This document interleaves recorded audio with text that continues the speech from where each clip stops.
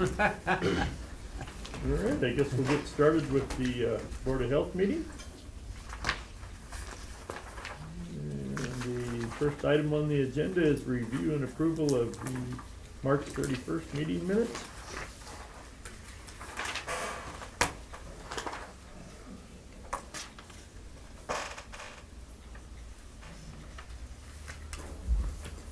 If no one has any changes, I'll move to approve.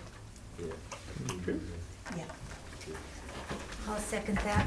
Have a motion and a second to approve the March 31st minutes. All those in favor say aye. Aye. Opposed? What? Who did the first? Peggy. Peggy. And I seconded it. Thank you, sorry. County Health Officer position.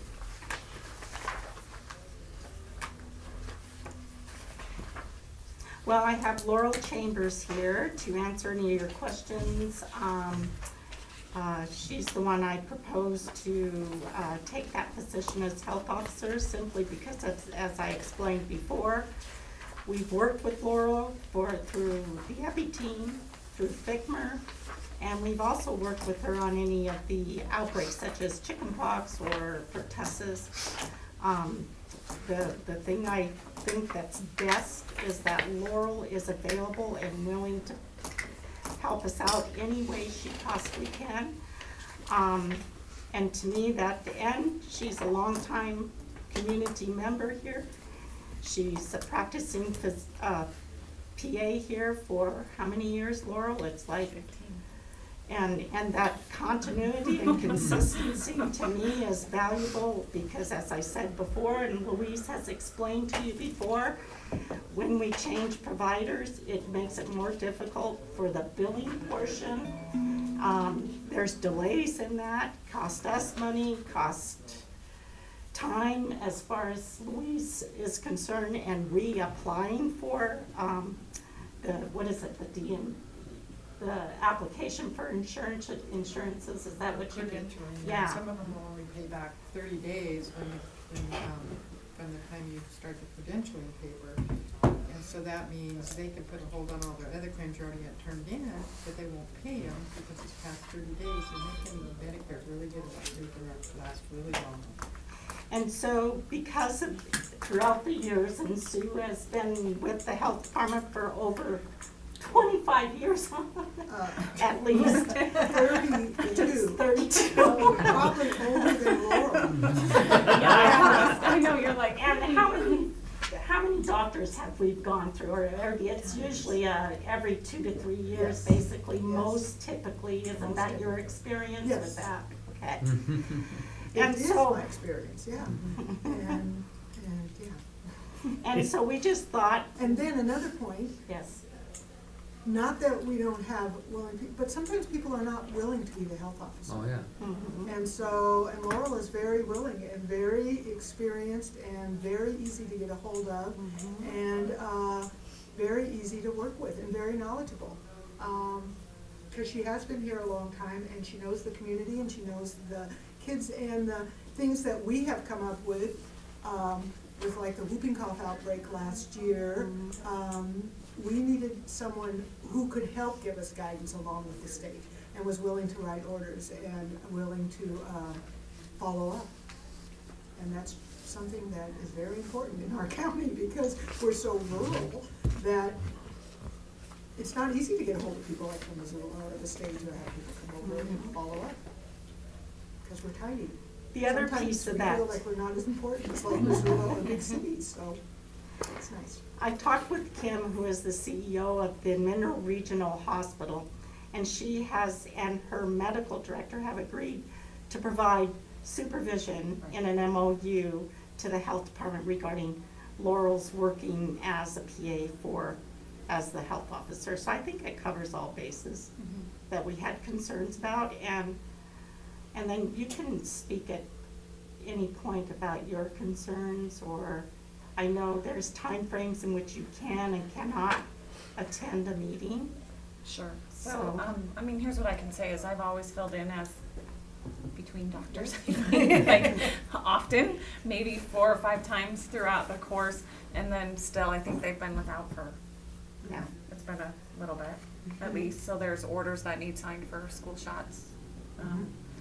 Standing orders we have are signed. AEDs, whatever, Yep. all those stuff that have to Yep. be updated in between, and I've worked with them for a long time, since I've been here. Obviously, we work together in a small town to do things, that's how you roll. They do all of our child immunizations for us, they also do differing vaccine clinics and stuff that sometimes we can't get at the clinic, but they can, and vice versa, so we've worked together, for a long time, and we do all of our, what do you call that, reporting of Communicable diseases. communicable Yeah, we diseases, work like well through with the that state, too, so yeah. we have protocols in place for that. Dog bites is another thing Mhm. through, that's really fun.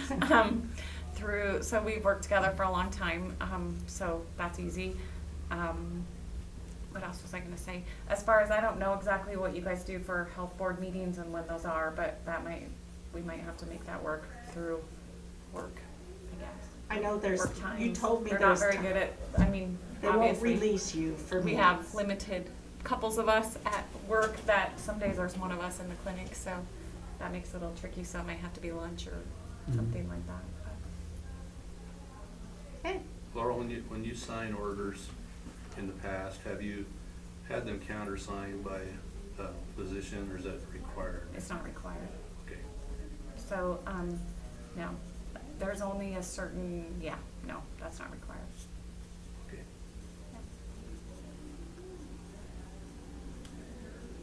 Yeah, I think Laurel's a perfect fit for all the reasons you've mentioned. My only question was what's the statutory, did we work around that or explore that? No, it's fine. I sent you an email earlier and I talked with somebody at the state and the email was supposed to be sent out to all of you and she said it was perfectly fine and that other counties do practice that. And if you read the statutes, it says specifically masters in public health or equal to. And Laurel is equal to that, Okay, good. as far as the master's portion. And her experience, as far as with public health, if you look out throughout the years that you've been working at the clinic, you've really been on board with us through the EPI team, working on cases that we have come up. We've always consulted you off and on. You know, she signed our orders off and on, so, you know, she talked about making sure that the person you assign as health officer has experience with that. And if you look at new physicians coming into that place, they sometimes are not practicing any public health. No, and I think the second thing I've seen is when we've ever had something happen, it's usually all of us. Yeah. So, if there's some big, I'm trying to think of a good example of what we've had, pertussis a little bit, but, H1N1. H1N1, we've done things where we put everybody in a room and Yeah. all the providers, everybody that's Yeah. there will participate and do things. So I don't think, sometimes I think though it's good to have a liaison and different This is the email. doctors are more or less easier to work with, and so obviously I work with them closely. So lots of times too, I can help coordinate between everybody, and we have done that numerous. I'm trying to think of different times, Well, for sure on the cleanup and the Yeah. all of that kinds of stuff. We've had big team meetings, but usually then we can lure doctors in too if we need to. You know, everybody sits down and Yes. figures out the plan. well, and typically and Sue can attest to this, that when we have an outbreak of any kind, our first go-to person is the state Right. epidemiologist. Right. Laurel would come on board as kind of support staff. Right. And typically our guidance comes from them, our Yes. direction, everything comes from them. Mhm. But we've even done where we do, conference calls with the Yes, state, and yes. so we all get our Yes. questions answered, they And tell one of them us would have those been the kind of things. tuberculosis Yeah. exposure that we had, Mhm. yeah, so. Yeah.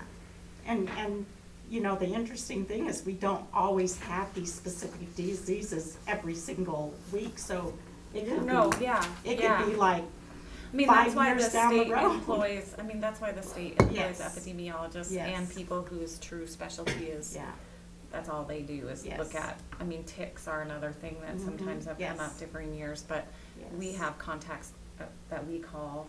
mhm, And the same token, if there's some big outbreak, it's usually not just happening here, so it's happening right, around the state, so they're keyed in on it and they're working on it and Yes. they have, there's lots, it's all protocols and mostly for all those things in the Right. most part, so right, you key up, like I said, usually it could be rare that there's something going on that's not going on elsewhere, but not likely, so it's, Well, like we had a hepatitis A problem one time, and certainly we don't have that all the time. So, like Laurel says, the first thing we did was call the state to see what we had to do, but then we had to follow up from here, and orders had to be written as to giving immunoglobulin shots, you know, this type of thing. Even though we can carry out the orders, we need someone that we can get a hold of here who's on board and can listen to the meetings. And right, but it's not like we're follow up. free rolling either, No, because we no, get all they that are direction great. from, They know us. We call them and they say, right, okay. they know, and that's their job, Yeah. mhm. Are the actions that we take, are they documented electronically some way, in an electronic health record or some other way that you, If there's a true, like somebody's being seen, then they're seen at the clinic. So if somebody has pertussis and we need to screen them, then we just set it up like, so try to wall off a little section, we put them all in one room, we do, so then they're all ran through the clinic. So if they're actually seen, it's through the clinic. Mhm. Or it would be, what do you call that, like after. So you would have seen them in the ER or the clinic, thought they had something, ran tests, got the blood work, whatever, then you say it's hepatitis A, Mhm. then you have the document that they have hepatitis A, so it would all have been documented somewhere. that would be the. They wouldn't just go to the clinic and they wouldn't just show up at the health department and not having, they would have to be seen somewhere for things to be written. Okay. Is That would that be right? like Like- an individual documentation of an individual patient, and then would there be some kind of a contact process that would go to the public health? We already have officer? those policies and procedures instated. They're by law mandated Yeah. that to report to us by law. Right. It's already set up, Okay. been set up for Yeah. years and years and years. And my job is to make sure they comply with the law, which they do very well, and that we have that open door communication in which we set up, they can communicate to us either by fax or phone or not usually email, I think because of the confidentiality issue. Right, usually we But call usually or- it's fax or they call Right. regarding a reportable, or they come down and do the face-to-face. So, I mean, we have those procedures in place, and then the steps that we do are certainly delineated and defined by the laws, the state laws, and our own protocols as to what we do after that. They're all defined. It's been in Right. place for a long time. Right, so a good example is, say you have the state has a whole list of required Yes. communicable reporting things that we Mhm. have everywhere, and we all know what they are, and so Mhm. we report them. Then they follow up on reporting. If they think there's another contact, then they would encourage that person to come in, and then the whole process is, so then it's all documented that way. But they have their own forms that they document in regards to communicable diseases, so that it's all standard. Mhm. But I don't know as far as electronic. Well, we do have some that are reported on the electronic system, but it's new, and the state hasn't incorporated the STD portions of that, so that's still done by paperwork. But it's all by law. I mean, it's been, if you don't do it, you're gonna be in big trouble by the state and by and the laws governing the state. So they're all established. And we've never once been deemed for not doing anything No, right. It's pretty standard. It's pretty standard. Yeah. All right, any other discussion on the health officer position?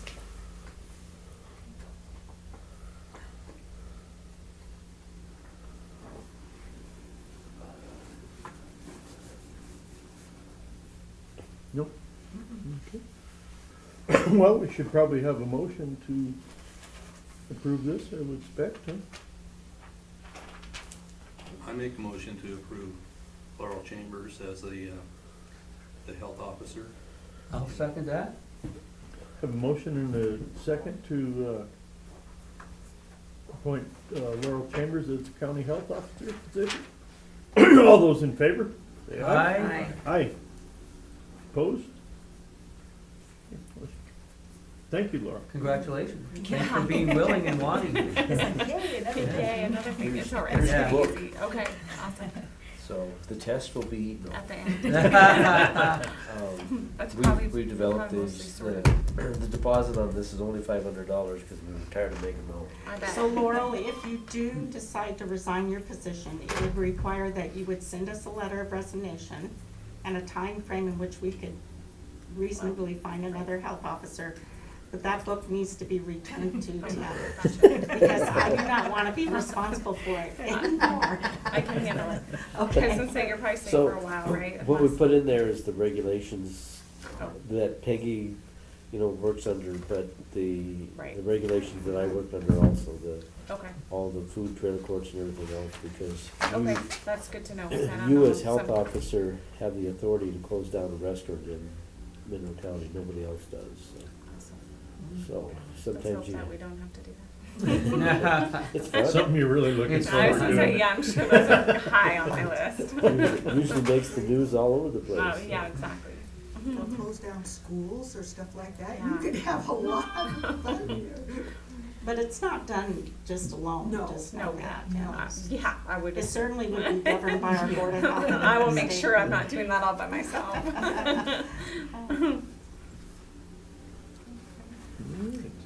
Well, thank you very much, Laura. Yes, Thank you. You're welcome. Really appreciate it. Groundwater monitoring results, non-typical. Yeah, non-typical is about what you can say. Was 2 monitoring sites this year. The one is David Jackson. That particular area really had nothing to do with stream flow or whatever was going on. You could see that with that David Jackson result, that there's a pretty normal process in there where when we did dig the test hole, there was some water at the bottom of the hole, but then shortly after that, the water started to rise and came up and peaked at a level there and then went back down, so what my interpretation of the rules are is that if you have a water table less than 48 inches, then it can preclude a drain field. So this is gonna have to be presented to the owner and see if he wants to seek a variance for that 1 inch separation there, if in the big picture we accept things. But the other one that you have is excuse me for my stuffiness, is the Ed Green property, and that's what I have up here on the screen. The test hole is sitting down off this piece of property. There's 2 pieces of property in here. This line splits the 2. There's a spot right in here where we dug a test hole, and earlier this year, and then I monitored it on the various dates that you see on this thing in here. So when we the test hole was dug last fall or very early this spring. I didn't bring that soil It was profile. last year. Was it last year? So we dug, yeah, I got a call last fall to dig that in. So obviously it was dry at that point in time when it went in there. I'm fairly sure that I had one more reading ahead of this one whole thing, but if you look on the back of the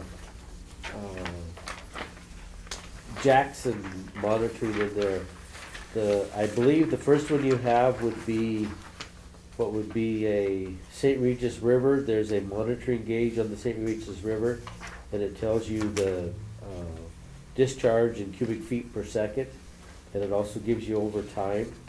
What we typically see on the St. Regis River is that somewhere in the last 3 years, sometime in mid-May, you will start seeing a peak, and that peak has been around that 3,000 square feet, or cubic feet per second. There's another second sheet, and I'm hoping that you have the right order. There's a gauge height in feet, but that is a greater expanded amount of time, and you kind of have to interpolate in between those peaks on that thing. But you can quickly deduce in there that May is the time and the duration of when the peak happens on that piece of on that river up there, so that you're rising up to that approximate 3,000 cubic feet per second, and then it'll taper off from there, and it's pretty rapid rise. Typically, it's so related and tied to the snow melt and doing that runoff, and then maybe some rain events.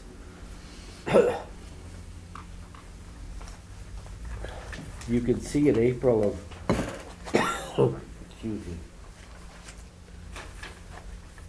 in April of 2015, or just before that, that goes with that first sheet, that in March, that peaked at 3,000 cubic feet per second, and then has never even got back to that point.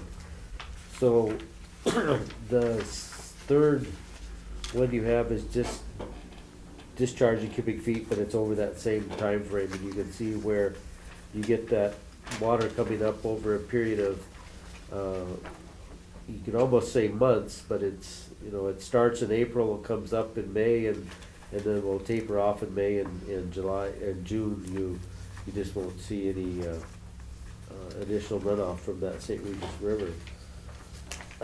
So our groundwater monitoring policy states that, and the state has taken the lead on this too, though, that, fine, go out and do groundwater monitoring, demonstrate the separation to groundwater so that you can site a drain field or something, and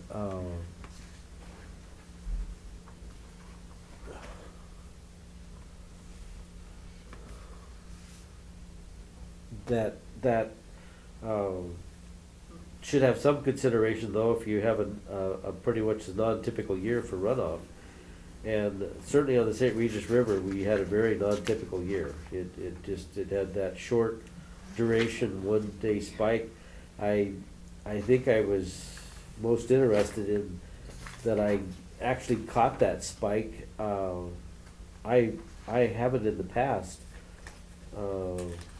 routinely done groundwater monitoring in March. It was, it was a special year, so I did start picking that up because the hole was in there, and I thought, well, if we're gonna have something interesting this year, maybe a longer window frame of monitoring would be good. So anyway, got after it in March and went through April there, but after that first initial peak in there, when there was actually some water in that table, then in that pipe, then after that, and that corresponded with about the 3,000 cubic feet per second. I checked the gauge at that same day. I probably should have ran a copy of the gauge for that particular day, but I didn't do it. So anyway, I'm sitting there with this. This is pretty much a dilemma that. And I have to be somewhat careful about this parcel of ground, because we probably are headed into neighbors that might look over their fence line to see what's going on next door. So,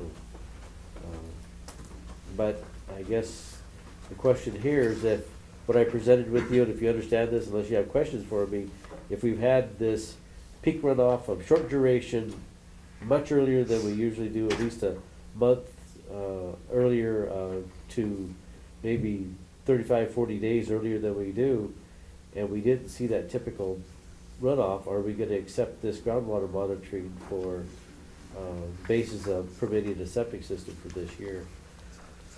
The other thing that with this piece of property is that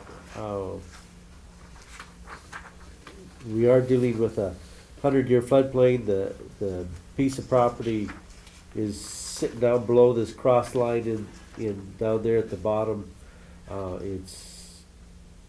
It goes down from there. It's about a 22 acre piece.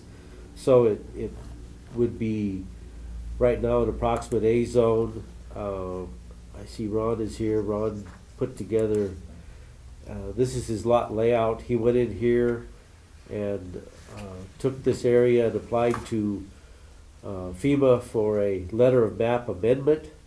And you're aware that I have a disagreement about whether map amendment removes a parcel, an area of a lot from the floodplain. It certainly amends it, but I think a letter of map revision actually moves it. But that this was interesting because the DNRC gets the same application, and they were pretty vehement that they were gonna work with FEMA, and their preference would have been that this LOMA would not have been issued, but the unknowns to us, the FEMA seems to be pretty efficient these days, and they're getting them out pretty quick, and it showed up before they really could do anything. So that's as it is. You know, that this area, I guess, would be considered. I think the monitoring is pipe is located in there. I don't know really what the dimensions.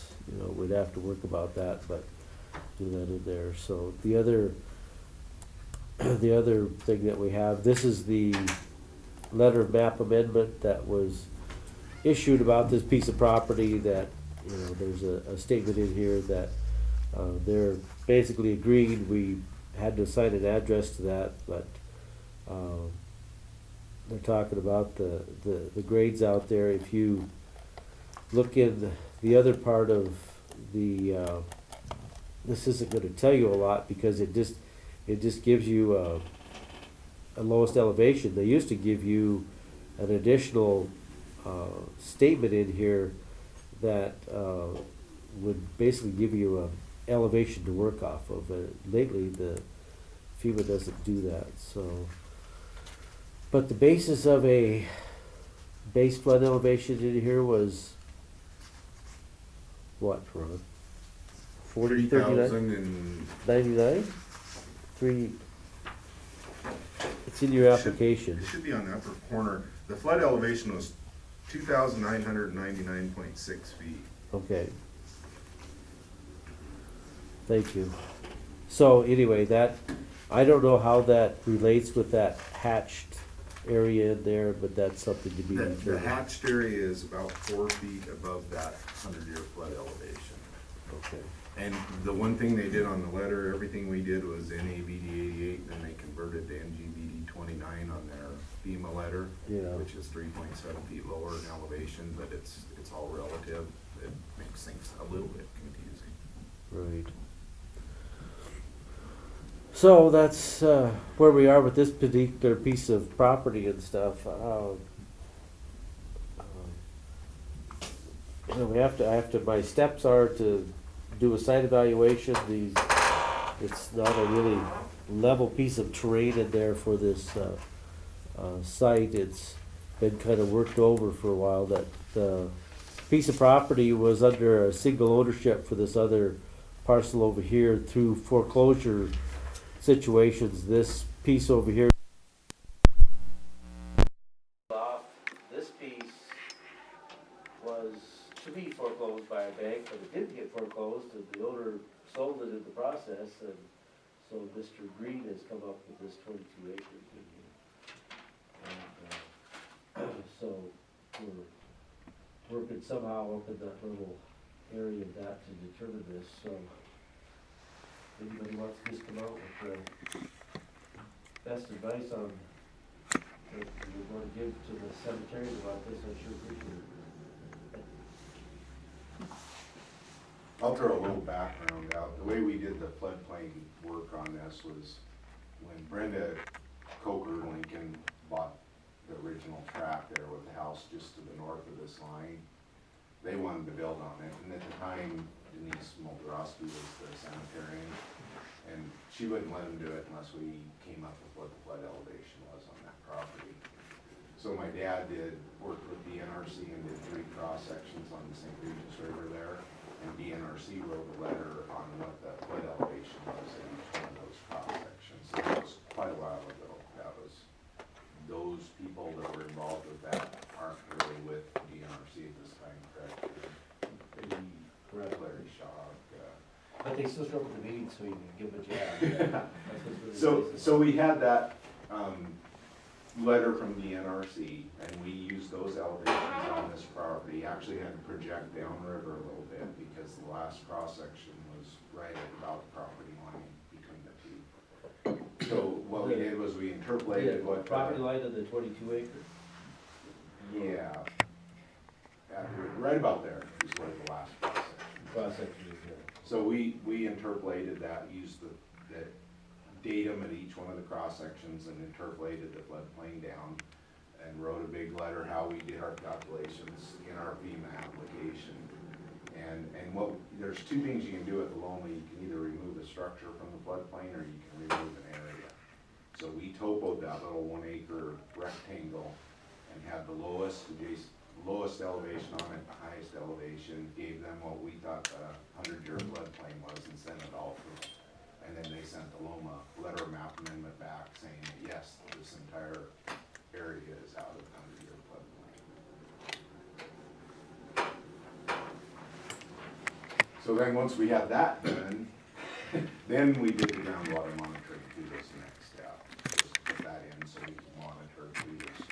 And I agree with him, this wasn't abnormal, but we just didn't have good cold runoff. There is I don't know, did you ever find any history of Chuck Coker Monitoring tubes in, Tim? You know, I just haven't looked. I never did find any monitoring for Denise or Wayne or anything anymore. I know we didn't have any participation on that, but when we went out and started surveying this property, about 5 feet north of the property line, that shaded area, there was already a groundwater monitoring tube in the ground.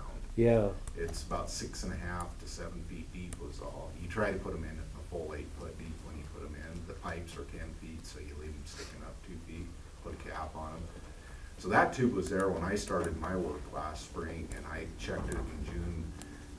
You could see where the water had peaked at. It was about a foot below that when I was there, and I measured that tube then, and it was dry.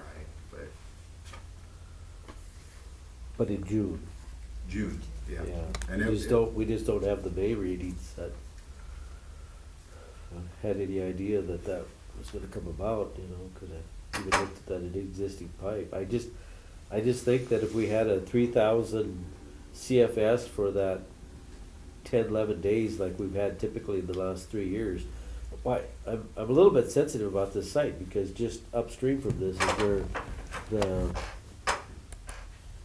Department of Natural Resources tagged at least me big time. I don't know if you guys felt like you were being put upon, but when we put that fill in right there at that little pad spot, there's that fill, and that's what the Corps of Engineers took me to task on, and I didn't like those Leavenworth letters. I kind of discounted them, but still they were said them anyway. So we've had to monitor this section of the river real closely in there because they wanted us to remove that fill that we put in there. But after 4 years and a lot of wrangling, they've decided to let us leave it in there and stuff. But yeah, this stream used to be right over there on the base of the hill and stay over there, and it's moved clear over and took out all of the railroad in that section. So we have a meandering St. Regis River. It doesn't have to just stay in one place. And this stuff is, you know, going to be probably fairly stable down in here. I've walked this bank and a couple places down in here and looked at all this section and stuff. I know, but that thing could still move on us and given the right circumstances and stuff. But I know that the water's going to flow across this flat down in there for sure when there's high enough water. It's going to come up into there. So, but then again, the biggest challenge is what do we do for separation, for realistic separation from service? and I have not conferred with Ed Green to any real great degree on it. I just said that we gotta take a look at this, and I think it's a discussion that more than myself should have. I mean, I guess one option is putting in a very elevated pressure dose system and basically building something on top of the ground and giving yourself the greatest separation. But, you know, if you look just at the monitoring level there with the water at 113 inches, you go with that, you could say, basically, he's gonna ask me, why can't I put in a standard system? There's the proper separation, so. Well, What you have to have is you have to have 4 feet of separation from the bottom of the drain field to groundwater. So if you put a drain field in that's 24 inches deep, you would have to have 6 feet to groundwater, which is 72 inches.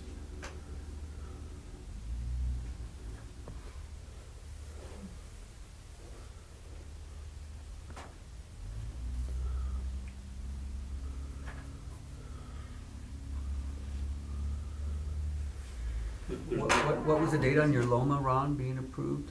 What was the?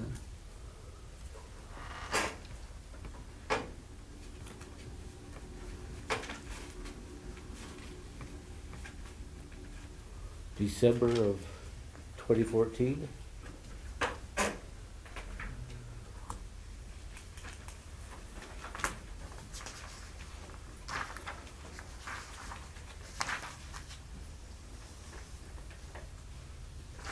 Yeah, it looks like I received it back in October. Uh-huh.